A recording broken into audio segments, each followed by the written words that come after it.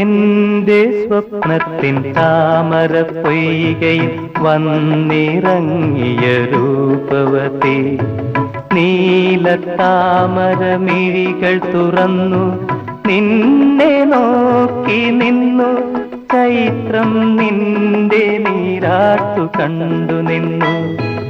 എന്റെ സ്വപ്നത്തിൻ താമര പൊയ്കയിൽ വന്നിറങ്ങിയ രൂപവതി, നീലത്താമര മിഴികൾ തുറന്നു നിന്നെ നോക്കി നിന്നു. ചൈത്രം നിന്റെ നീരാട്ടു കണ്ടു നിന്നു.